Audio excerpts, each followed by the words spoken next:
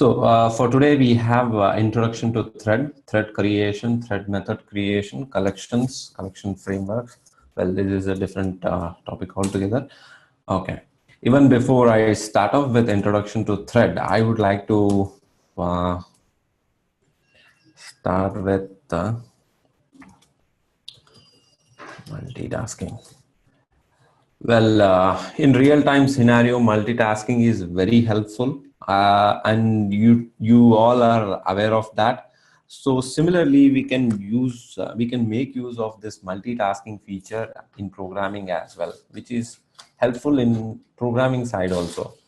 Consider, for example, I have a code of 10,000 lines, okay, which takes around 10 hours to execute.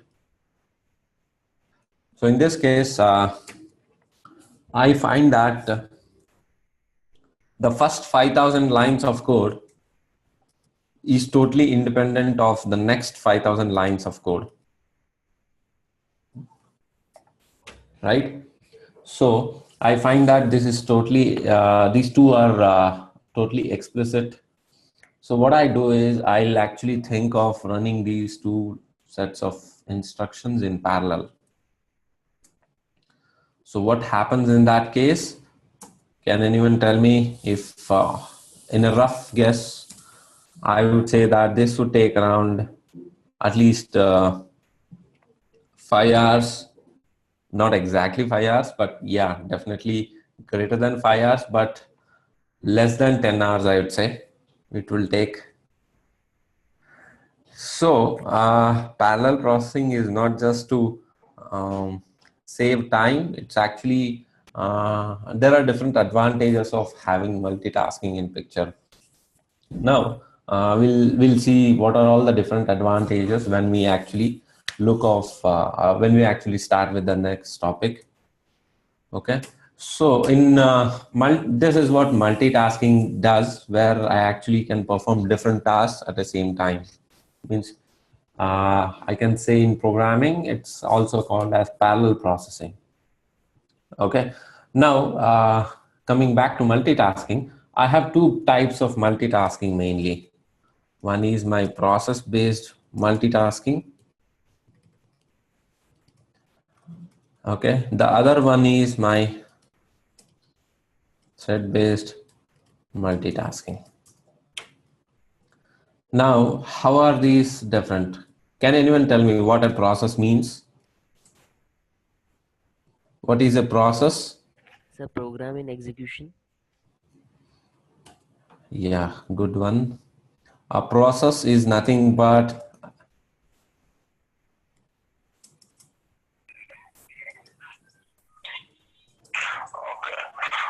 First, you can say following a certain set of rules.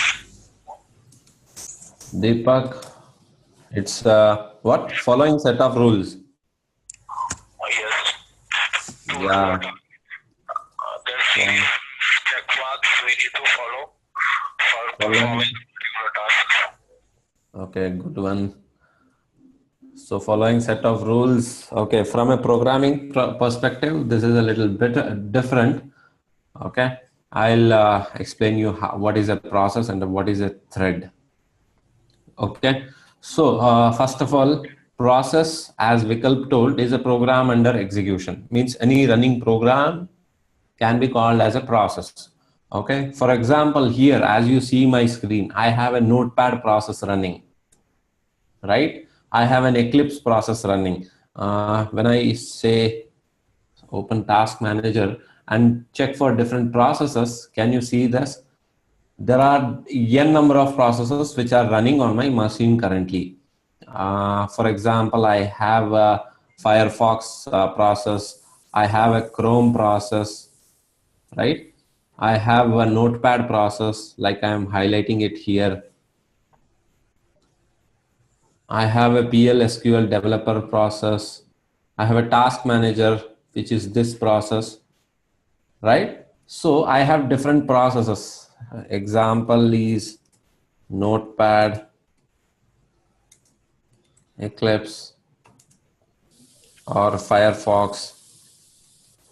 So I have different processes running on my machine. I'll give this here. So what process-based multitasking is? The one which is a perfect example for process-based multitasking is my screen, which you are able to see here. I am able to run multiple different processes at the same time, right? I'm able to run Notepad, Eclipse, Firefox, all these different processes at the same time. So usually process-based multitasking happens at the OS level, at operating system level. And my thread-based multitasking happens at a process level. Okay, I'll explain you what is a thread now before we proceed to differences between these. Okay, now I have showed you that a process is defined with these examples. Now, what is a thread? Thread is something a part of a process. Like for example, a good example for this is my Notepad. Okay, so in my Notepad there are different threads which are actually executing in parallel. Can anyone tell me what are the different threads? There will be a I'll give you an example. There will be a thread to listen to my key strikes. Okay, there will be a thread to display my key strikes. There will be a thread to listen to any special key strikes. Like for example, there will be one particular thread which will be running to listen to all these different types of command which I can strike through my keys, right? And there will be a thread to maintain or manage memory. Manage memory in the sense to, like for example, if I've saved this Notepad, okay, if I've saved this Notepad and I'm actually typing something, so it'll and I'm trying to save it. So one particular thread will be there, which will actually take all the recent changes and put it in my saved copy. So there will be a thread to maintain save synchronization, right? So this all threads are of Notepad. Okay, now can anyone tell me what thread is?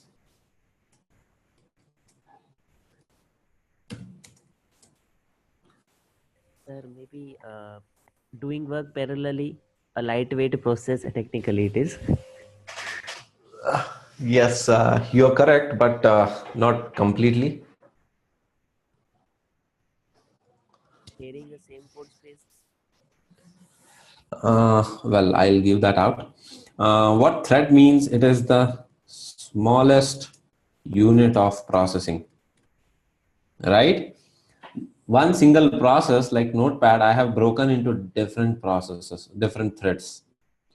So my thread is actually a smallest unit of processing, which is lightweight in nature. Okay, now coming to my process-based and thread-based multitasking. Okay, process-based multitasking happens at a operating system level, but my thread-based multitasking happens at a process level, right? Correct? Now, one more important difference is that my in case of process-based multitasking, it is actually on different address space, whereas in case of my thread-based multitasking, it is actually on same address space. For example, like I was telling you, one process is different from another process. Notepad is different from Firefox because they both perform different kinds of operation. Whereas in case of my thread-based multitasking, usually all the threads are spawned or all the threads are created on a same address space, which is my Notepad's address space or a Firefox address space. For example, yeah, can you see this? So any number of tabs I create is a different thread which is running on my Firefox address space. Okay. And since these are shared on a different address space, their switching between process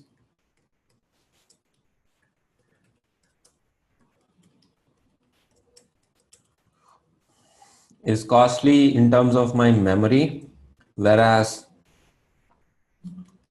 switching threads is not, because they are all on a same address space. That is why switching between threads is not so difficult and not so costly for us in terms of my memory. Okay, so this is with my process-based and thread-based multitasking. Any doubts so far before I proceed with the programming example? No, sir. Deepak?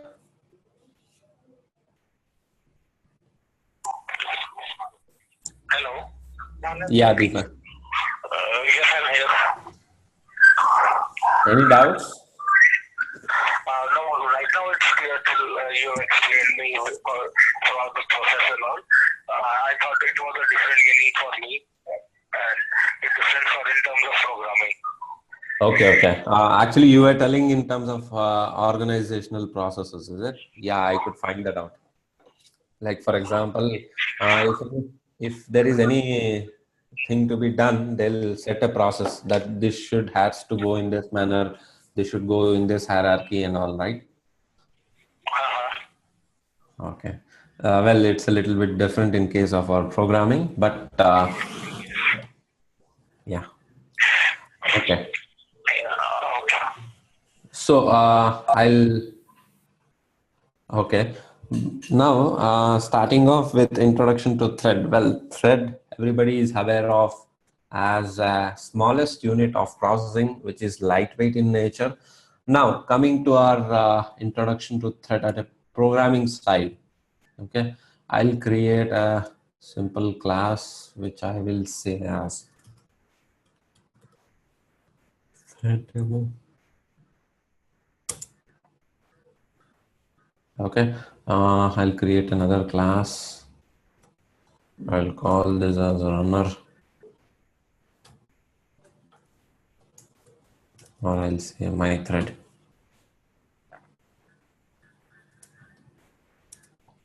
Okay, so for creating a thread, first of all, we have two ways of thread creation. One is by extending thread class, and the next one is by implementing a runnable interface. Okay. Now I'll actually show you how to create a thread using my thread class and using this runnable implementation as well. Okay, I'll have a thread. So what I have to do is extends thread. Done. So after I extend this thread class.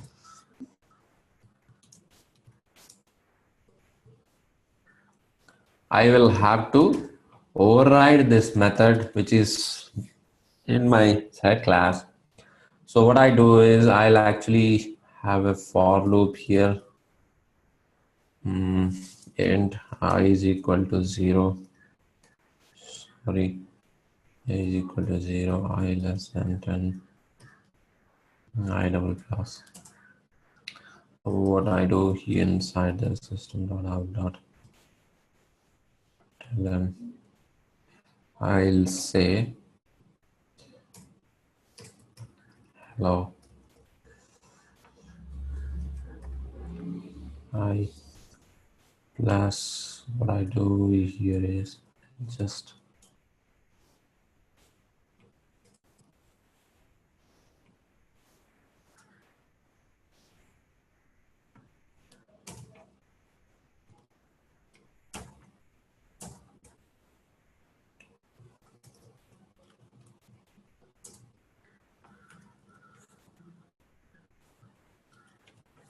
okay.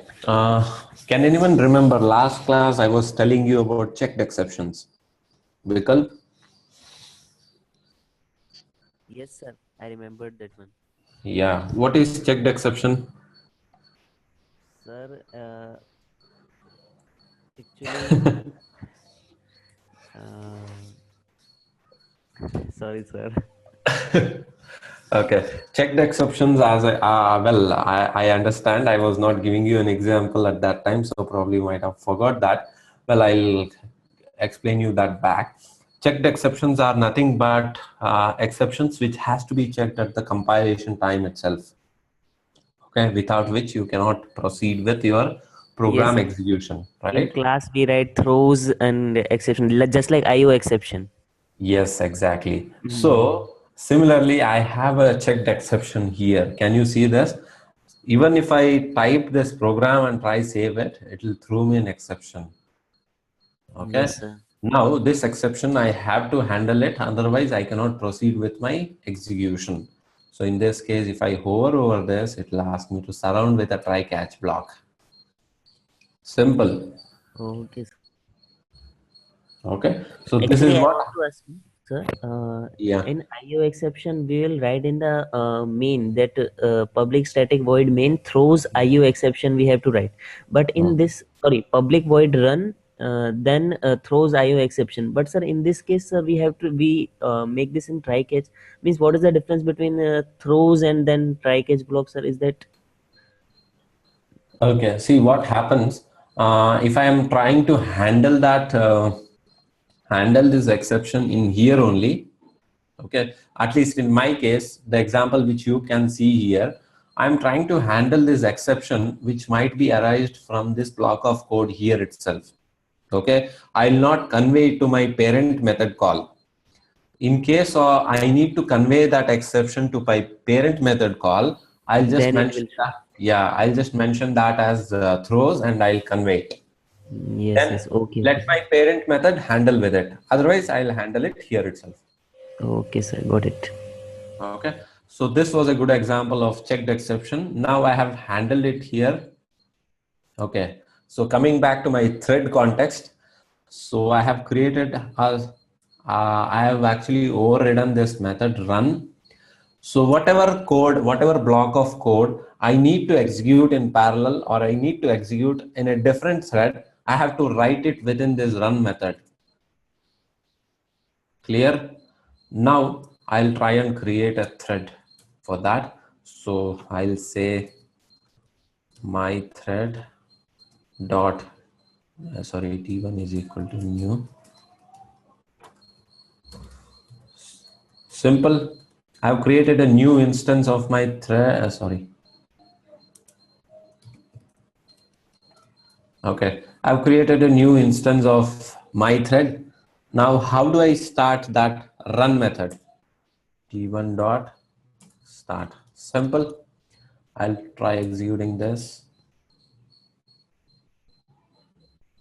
Yeah, can you see that?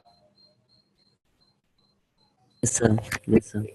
Yeah, what I've done here is in my program, I have given hello and I is my looping variable I, and I have mentioned this current thread name which is under execution, which is thread -0. Now, why should I not use a run here? Why am I calling start? What happens in case I use a start is that if I use start, it will create a different thread for my program and it will execute in that particular thread. If I use run here, can you see that? My program was executed on my main thread itself, right? Means sir, actually thread for main program, or they are different threads of different name? Actually, I am confused in main and Okay. then thread name all. Yeah, 1 moment. I'll apply a breakpoint here so that it will be understanding you. It will be easy for you to understand. Okay. So what I do is I'll execute this program on my debug mode.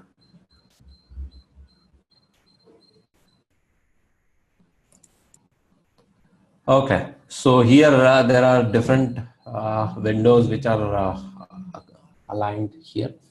So for now, you concentrate on this tab, which is my code window, and the console, which gives out the output. And this is important in our case because here only we can see what are all the different threads which are spawned and actually quitting it. And this is a variable window. Okay. So here my control has come here and stopped because I have put a breakpoint here. I just have to double click on this point so that it will put a breakpoint there. Okay. See, I'll double click. It has put a breakpoint there even. Okay. Now how to proceed further with execution? I'll press F6. Yeah. Can you see that? A thread T1 instance is created here. Okay, of the name thread 0. If I expand this, it will show me different attributes of this thread. Okay, well, at this point, you may not understand all these things. I'll not go into this. I'll make it simple. Yeah, so in this case, it has come to my run, t1.run. Can you see this? All this method or this class which was under execution is actually on the main thread. Can you see that here? Thread whose name is main.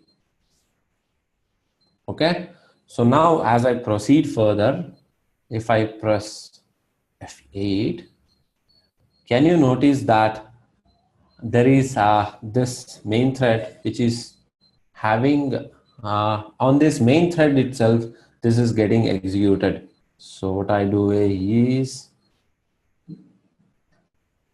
my program was executed on my main thread itself because I was using t1.run. Now what I do is I'll change this to t1.start. Okay, and I'll execute this. Okay, so now what is the thread which is under execution? Main thread. Exactly. So what I do is, yes, can you see here? There is a different thread which has spawned called thread-0. Right? It is not executing under main thread. It is executing under thread-0. So now if I'm pressing F8,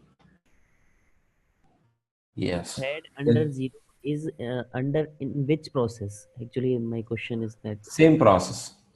Means main process, main. Yes, this is the main process which was spawning different number of threads. Okay, so all the threads are still under on the main process. Okay, sir. Yes. So why they name differently, sir? Why the name means, see, for example, this example I'll tell you. Can you name all these different processes as Notepad process? No, sir. Actually, they are different threads of Notepad only. Yes. They having different names. So that is why the process remains Notepad, but there are different threads which are performing different operations in parallel. Okay, So sir. that is why they have name means the runtime names it as thread-0. If you can actually explicitly set the name for that thread, but Okay. Right but now for runtime, us. yes, Yes. but runtime names it for you as thread-0. Okay. Okay, So sir. similarly, I can actually create any number of threads like this. For example, I'll copy this same code. I'll paste it here. I'll say T2. Okay. So now what happens? Can you see this? Yes, sir. They are all run parallel. All run. Yeah, exactly. So, Sorry to interrupt. I just reached, so I'm with the system. I can see you now. oh, good. Uh, yes, I was telling that, can you notice that I have spawned two different threads of my same process? Yes. Of a same thread, I have spawned two different threads, which is T1 and T2. Okay. So you can differentiate both of its execution by thread name. And sir, what if we start T1 dot run and T2 dot run? Then Or all the will be yeah, main. both of them will be started on the main thread itself. Okay, sir. Got it. Right. So for spawning in, for starting off that particular block of code on a different thread, you have to use this start only. Okay, sir. Okay. So if, for example, I'll run this. Can you notice this? The output was different. Yes, sir. Yeah. And actually, both didn't run in parallel. Yeah. First Because T1. Yes, sir. exactly, because there was a main thread which was under execution. Okay, sir. Because main thread was executing, right? How can the same thread run two different processes? Correct. And now I got it. Okay. So I can actually start off any number of threads like this.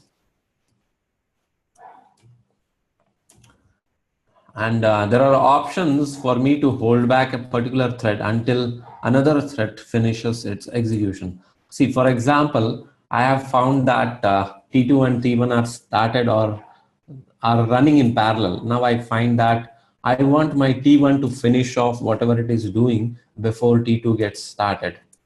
Okay, what I do is T1 dot join. I'll mention this. Well, if I'm mentioning T1 dot join, it throws me a checked exception. In that case, I have to handle it here. Clear? Now, if I execute this, the output will be different.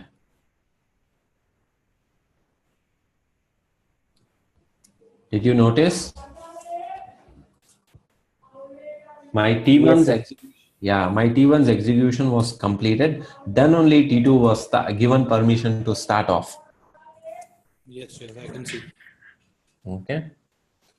So this is what my thread creation using by extending a thread class.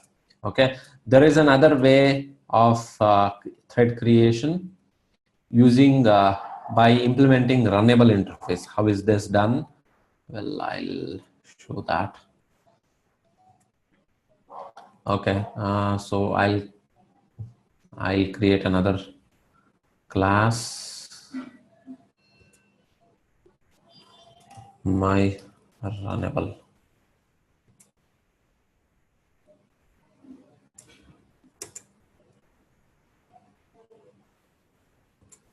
How do I how do I implement an interface?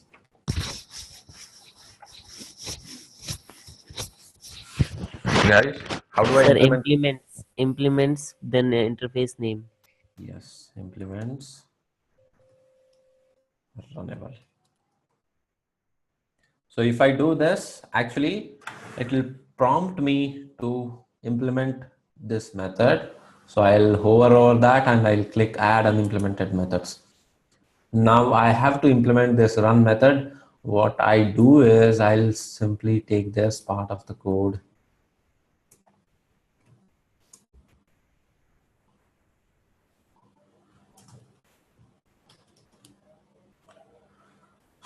Clear? So I have done this part. Now, how do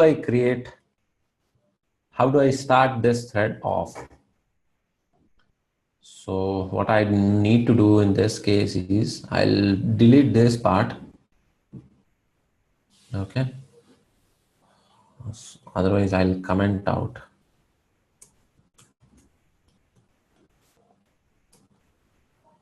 Okay.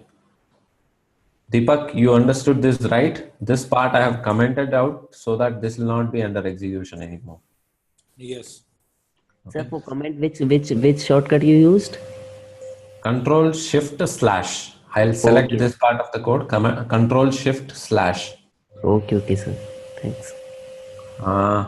What I do is I'll say my runnable. I put it m1 is equal to new. Okay. So in this case, it's a little bit different from my actual thread creation using my thread instance. Thread t1 is equal to new thread m1 t1 dot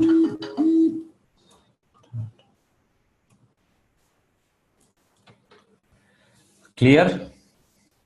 Well, I'll explain you what this means. See, whenever I have to execute some method, first of all, I need some implementation for it, right? And if I don't have any implementation for my method, I cannot execute it. Means first of all, I cannot create any instances of my interfaces because of that reason. So in this case, what happens is, I have created an instance of my runnable class, which is implementing this runnable. Now, I have to actually create a thread instance after all, even if I have to run this part of the code. Okay, that is why I have created a thread T1, which will consume M1 as a parameter and start using that. So here I have done that. Can you see that the output was the same in this case as well, but the implementation is a little bit different. That's it.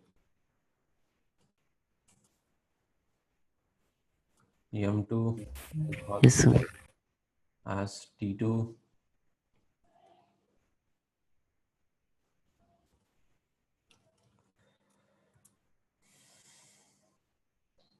Again, it's all the same, but it is just that, okay, can anyone tell me what is, how are these two different? Means why do I, okay, first of all, my first question would be that, which of these would I prefer to go with? Which of these two options would I go to? Would I prefer? Thread class. Thread class. Yes, How sir. is it? Because, sir, there is no necessity that we have to implement all the methods in the interface. So we have to maybe implement.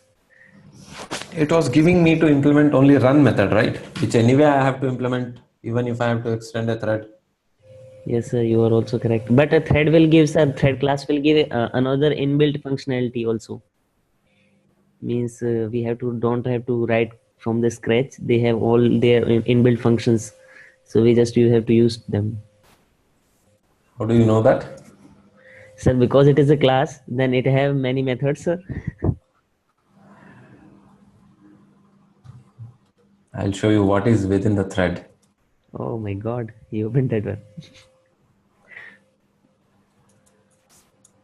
This is what there within the thread. Shows target.run. That's it. Which means that it is expecting me to implement that method. That's it. Yes, sir. And it will run that method. So now,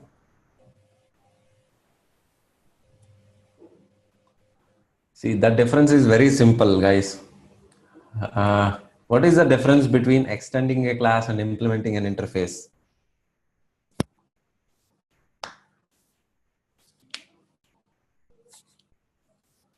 Sir, in implementing interface, we don't have the implementation of the functions, but in the extending, we have the implementation Yes, that's a difference.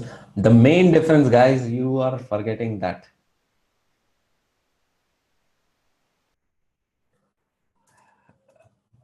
multiple inheritance. Yes, yes, correct, sir. Remember this? Remember this? Yes, sir, remember this one. Yeah. See, if I'm implementing, in that case, which is the more preferable one? Which one is more preferable?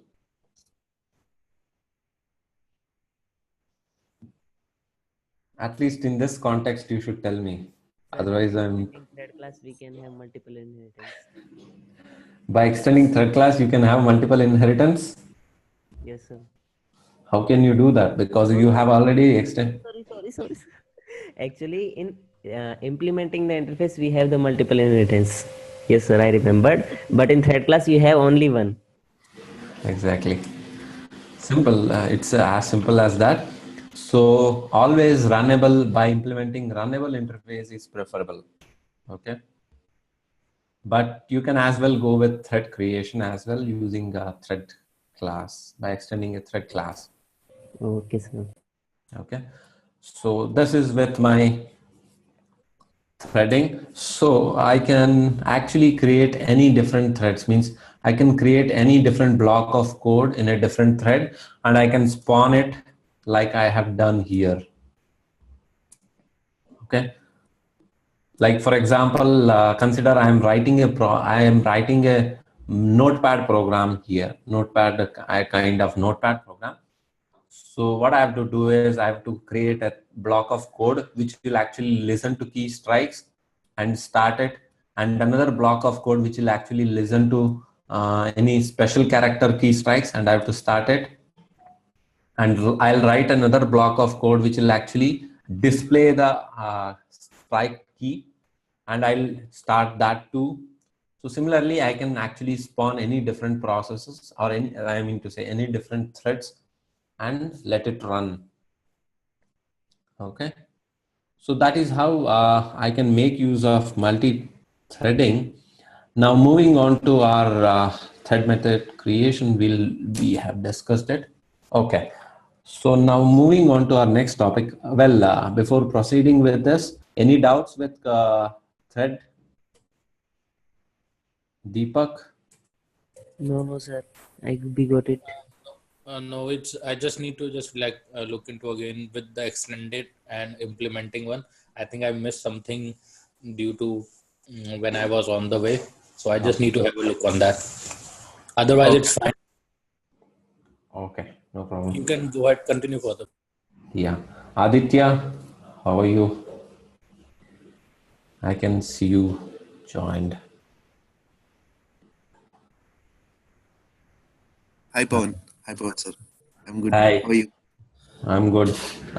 Any doubts before we proceed on to collections? Yeah, Pawan, sir. I have to go through once again. So I'll go through all the entire section once again later. Okay, no problem. Please interrupt me if you have any doubts then and there itself. Okay.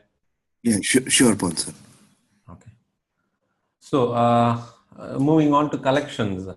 Well, I'll actually have to bring up a presentation here which will explain, which will be good in this case.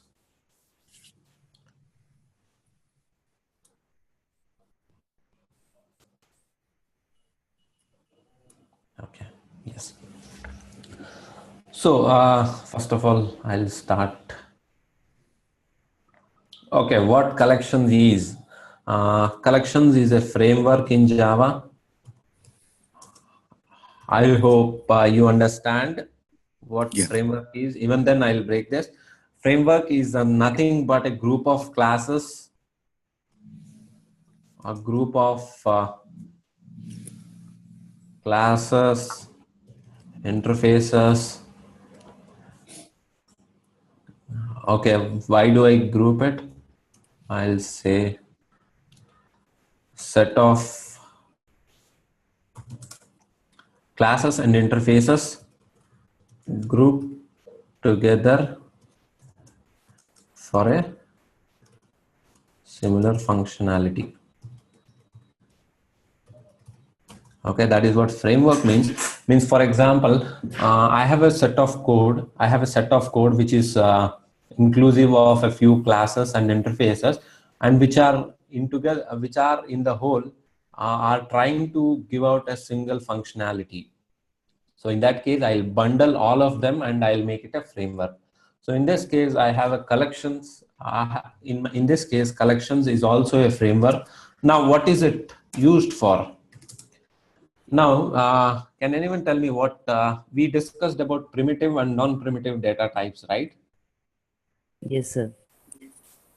Okay. Can you tell me what non-primitive data types were? Such Structures. Any example of non-primitive data types of which we discussed?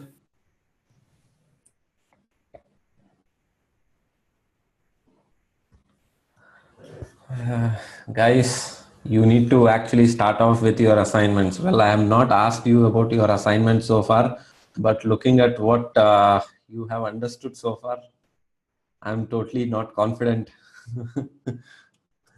Well, I'll give this out. Non-primitive data types. Arrays, string. Remember this? Yes, sir. Okay, now you remember because I've already given this up. Okay. So, well, going with non-primitive data types help me to bundle a set of data together so that I can perform any different operation. Well, there were certain constraints with having non-primitive data types as well. For example, arrays. Can you tell me a few drawbacks which arrays could have? Memory usage. Exactly, where I have to fix the memory during compilation time itself, right? This is one disadvantage. Fix memory during compilation time itself, and It can store same data type only. memory usage, same data type, and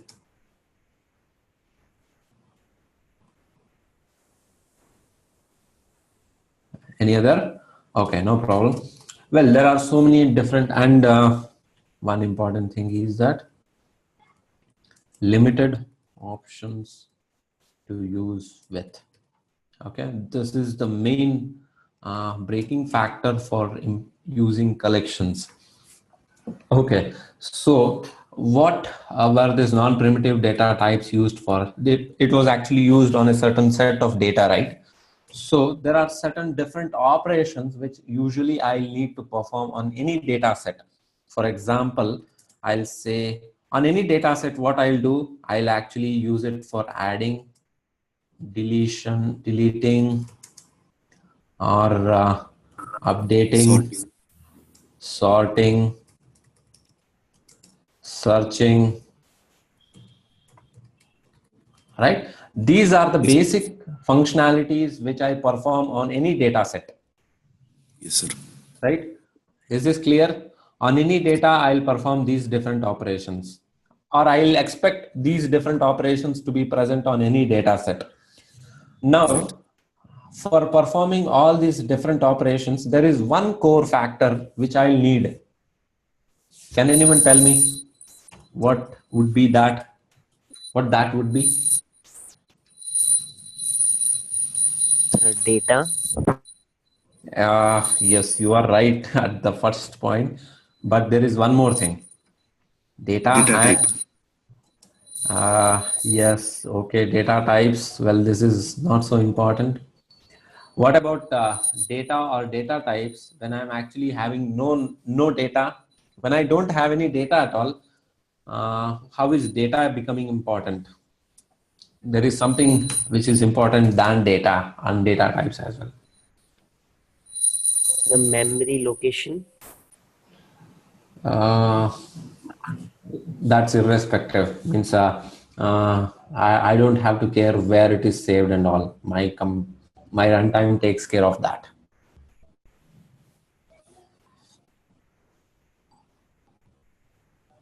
Position of the key. You are somewhere close, but not exactly.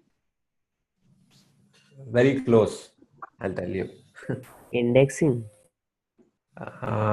Nope. Data organization. Okay, I'll not let you speculate anymore. Okay, it's traversal, guys. Traversal, Oh, Yes, sir. my data. Right, this is the important factor, But which sir, I. if there is no data, then how can we traverse, sir? Okay, at least to insert data, I have to traverse, right? I have to add data or I have to delete data. Yes, sir. Right? Traversal is my main factor which I use in any data set. Guys, remember this. This will help you in understanding collections much more. Okay. yes, sir. So this traversal kept as a key factor in any data set. There was one basic class which was actually built, one basic interface called as iterator. Now, what is iterator? Well, iterator is an interface.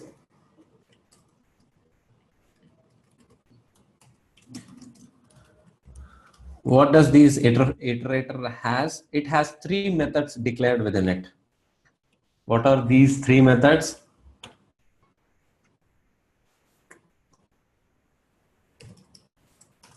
Has next, next, and remove. Right? Now, what are these three methods doing? What will these three methods do when we actually implement this at a later point of time? Now, what HasNext does is, on any data set, you have to find out whether there is a data, means if you have to traverse through a data set, you have to find whether there is data next to it or not, right? So in that case, HasNext helps me find out whether data is present next location or not. And next helps me extract that data, and remove is to remove the data. Right? These are the basic methods which were required for traversal. So that is why these three methods were declared under iterator interface. And later it was actually taken into, it was actually extended or implemented into collections, maps, list iterators. So now we'll break this. I'll actually take you to Java docs.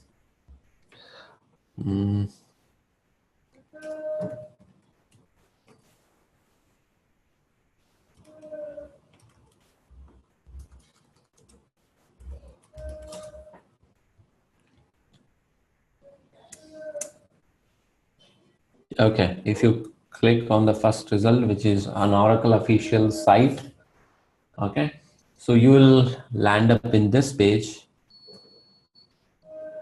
Well, I am taking this up because I wanted you to know, guys, because collections is not just so simple as we are talking about, but I'll explain you all the basic functionalities which are there within a collection so that you can explore different types of collections. I'll tell you, collections is not just a single class or single type of functionality.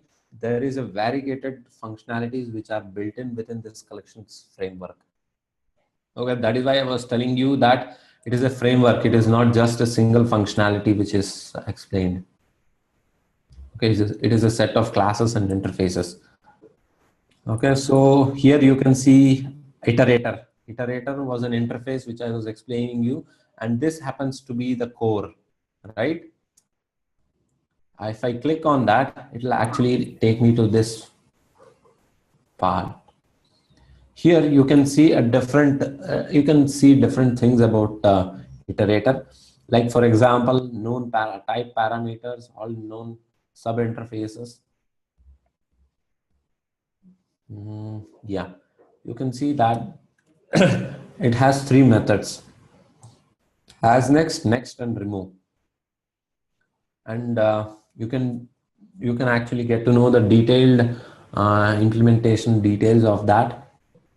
Like for example, returns to if the iteration has more elements, and returns the next elements in the iteration, removes the underlying collection from the last element returned by this iterator. Okay, we'll look all this with an example, so don't worry about that. Okay, so now iterator is actually taken into collection. Well, collection also we can take a look.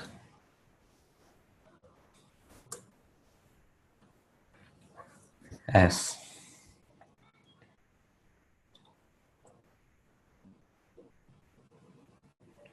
Here you can see that collection, since it has implemented this iterable interface,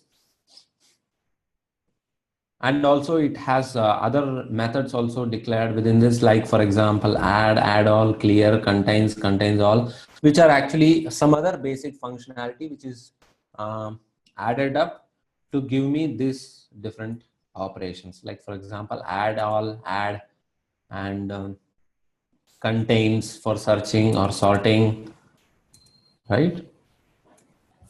Remove all.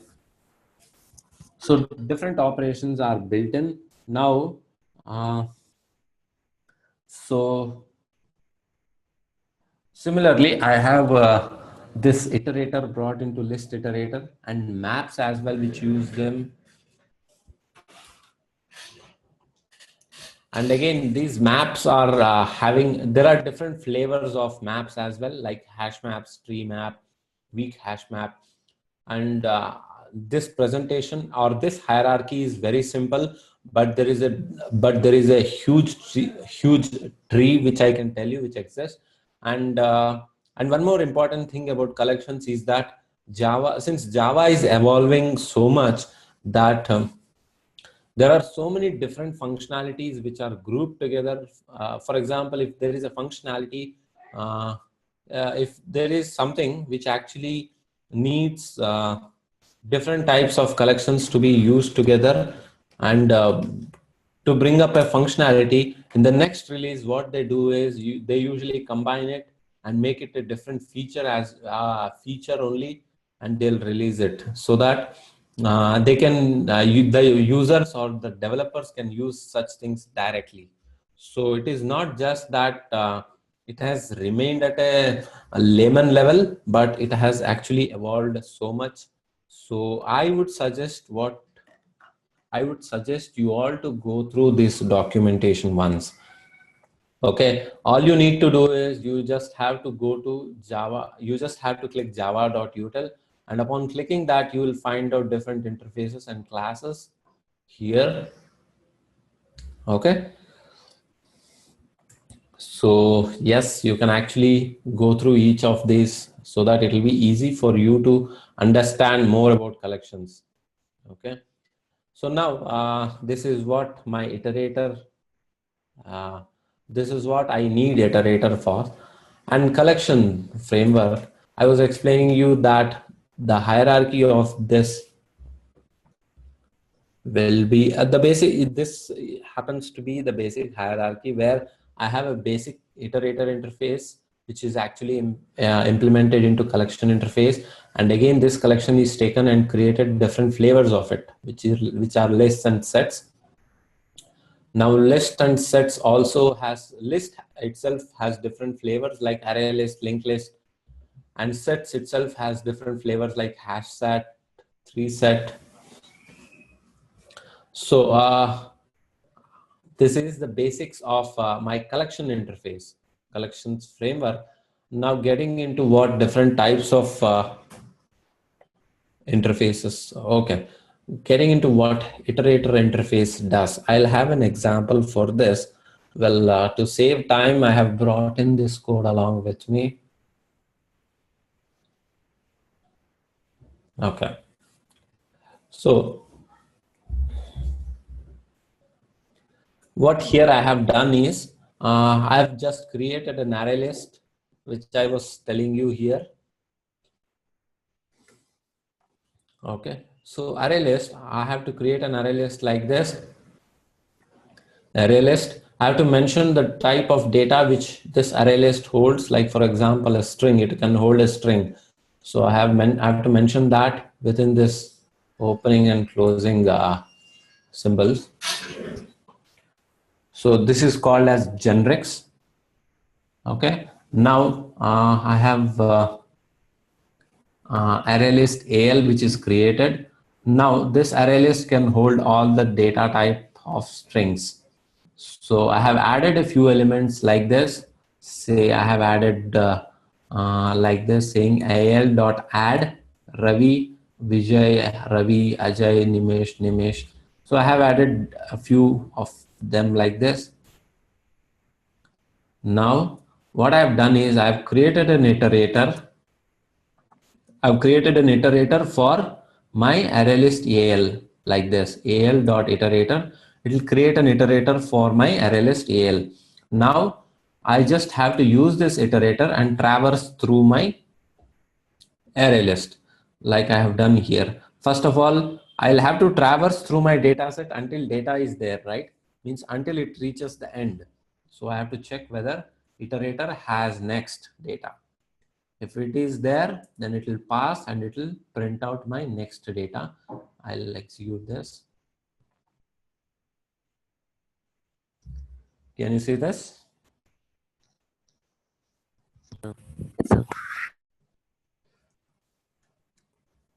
So all the duplicates remain. It is not something like it will eliminate all the duplicates. All the duplicates has remained. So this is with add. Well, I'll uncomment this. Okay, I have created another array list called AL1 for which and after adding a few elements, I am adding this AL1 array list into my first array list AL like this, AL.add all AL1.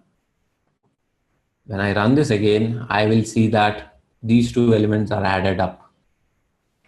Okay, so my iterator is doing the job of traversing through this array list and printing out. For example, I'll say iterator dot remove. It will actually go on removing all these elements. Okay, but since I have put println on top of that, it has remained, but it will actually remove all my elements from that list, which is actually on which it is actually iterating. Okay, clear? So now I have this iterator which is actually looking for next. Okay, so iterator, yes. Sir, would you please minimize this one? 1 minute. Notepad. Yes, I'll do that. Yeah. So sir, in this there is a inbuilt functionality that itr.remove will exhaust if the list is over. itr.remove Yes, is sir. actually, yeah. See, Actually, yes, sir. Tell sir. yeah. See, itr.remove will work only on the object which is iterating with. For example, on the element which it is iterating, means which it is currently pointing, or like for example, it is extracting this next element, means on which element this itr is pointing, that particular element it will remove. Okay, sir. Okay, it will not drain the entire list at once. Okay, sir. Okay. So this is my iterator, which has these three methods. Now coming to my list iterator. List iterator is a kind of advanced version of my iterator. Well, how it is advanced? It is nothing great with it. That okay, I have a few elements here added similarly like I have done here. The only difference is that I have added a few elements using index as well. Means like for example, I have added Sachin at the first position, Vijay, Kumar, Pawan at third position, Tarun at 5. Okay, so I have done this. and I'm trying to like I have done one thing here is that I'm trying to extract particular element using my index as well here. Can you notice that? Well, I'll run this. Yeah. Can you see that I'm actually taking a first, when I run this, yeah. So here I'm trying to get an element using an index 2. So it will actually print out Vijay. So now how is my list iterator different is that my list iterator has a forward and reverse traversal as well. Like for example, I had has next, right?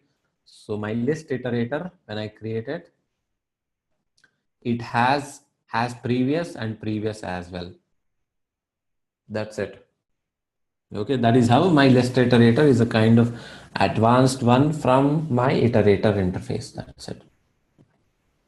Okay, so this was it automatically starts from backward also. So dot has previous. So if we write, sir, while itr1 dot has previous and sir system dot out dot println itr1 dot next, sir, then what will happen, sir?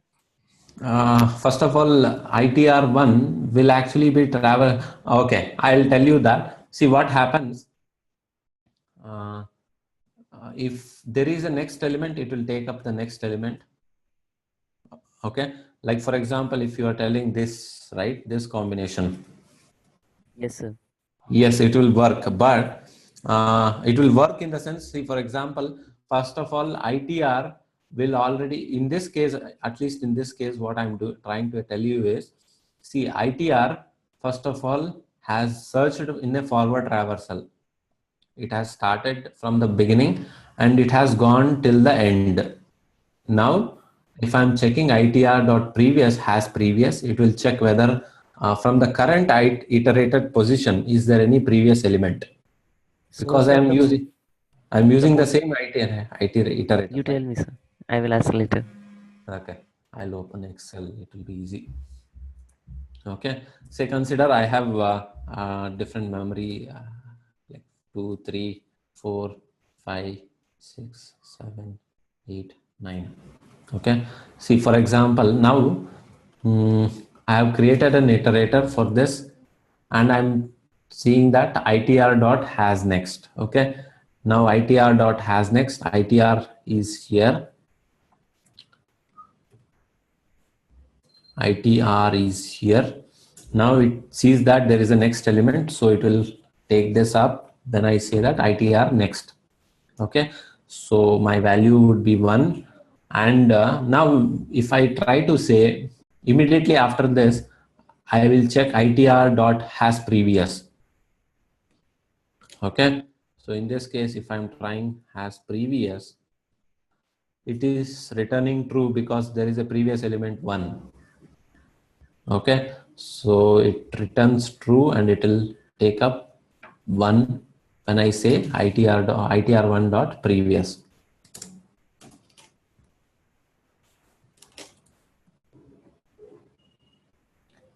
Okay, now since this is done, it has moved to this position. Now at this point, if it comes and check has previous, it will always return false because there is nothing before 1, right? Yes, sir. So it actually depends upon where your ITR object is, where your iterator is pointing to. But sir, in this scenario, you didn't describe him that where it will be. Actually, you just add itr dot has next and then type the next means. You didn't define that where should it point, sir. So how can it take the value that where it is right now? Okay, you mean to say I will start off with this one only, starting with previous, not starting with has next? This will happen because see what happens is that whenever my iterator is created, it will actually be always starting off with the first location or a 0th location, I'll tell you. Right? This is what you meant, is Okay, it? sir. Yes, sir. Yes, sir. Correct. Yeah. So whenever I start off with, my iterator will actually be pointing to my first point. So in that case, if I'm trying to see has previous, definitely it will not have anything. So this condition will fail. Now has next will be true because there are next elements within that list. Okay, sir. Okay. Got it. So this is my list iterator, which actually has this as previous and previous example, previous functionality as well. So this was my list iterator. One more important thing was that, okay, this is naturally how you deal with most of the collection, means how you iterate with most of the collections. But there is one more collection which is actually a little different, okay, which are maps, hash maps. Okay, so I have created a simple example for that. I have created a hash map. Now, first of all, what hash maps are? Hash maps are nothing but a map which holds key value pairs, and key value pairs obviously should be unique, right? A key should be always unique. Yeah. Right? So if I'm trying to run this, can you notice that I have actually tried inserting 4 times, but it throws me 3. We'll look into this traversal part later, but when I try and run this, it will actually print out for 100, I have put Amit. For 101, I have put Vijay. For 102, I have put Rahul. Again, for 102, I am trying to put Pawan. So what it has done is it has overwritten this 102 from Rahul to Pawan. That's it. Done. So it will actually maintain the keys unique. So that is why hash maps are important in this case. Now, since hash maps are a little different, I was telling you, their traversal also is a little different. Okay, how is it different? Since I was telling you that hash maps hold key value pairs, like for example, key 1 has value 1, key 2 has value 2, key 3 has value 3, key 4 has value 4, right? So similarly, I have so many different entries in this, right? I have so many different entries in this. Now, in case of hash map, this set of entries are called as entry set, like I have done here. Okay, so in this entry set, each entry I can access by using my keyword map entry. Map.entry will actually pick each and every entry from this set of entries. Like for example, I'll say map.entry. Now this map.entry, first map.entry will point to this. Second map.entry will be pointing to this map.entry. This is one map.entry. So similarly, I have 4 map.entries in this data set. So by looping through it, by using this for loop on this hash map entry set, it will actually pick each and every key value pair. Now, how to get a key and a value from this entry?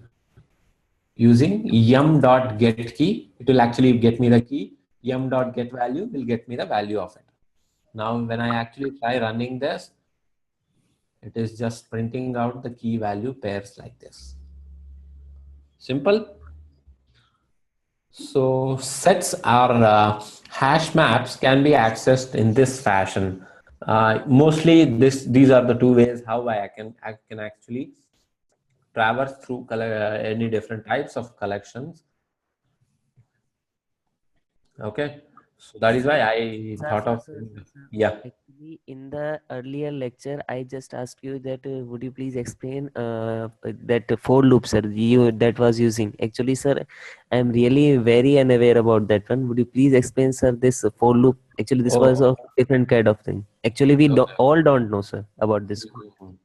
Okay, see, this is this actually is also called as enhanced for loop or an advanced for loop. What it does is, see, this is the total data set on which it has to traverse. right? Yes, sir. Because HM is the hash map into which I'm putting different number of entries like this. Okay, so I'm taking this hash map dot entry set. Now on this, I have to find out what a basic element means. So what this single entry, what this single entity is, my single entry is actually a map dot entry, right? So now Yes. this map dot entry M. Now on traversal, what happens on this entire data set, I'll actually traverse from one element to next element. Now Okay. my M becomes the looping variable here.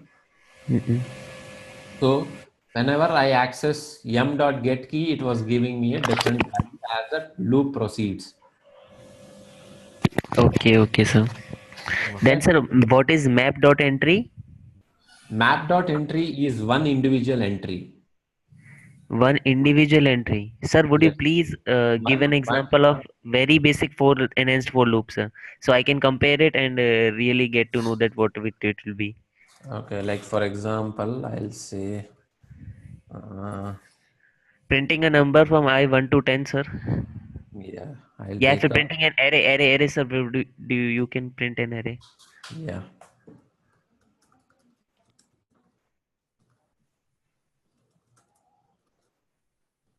0, 1, 2, 3, 4, 5, 6.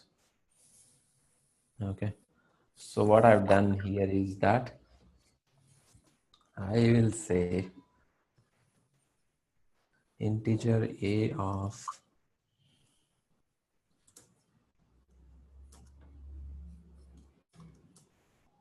lm.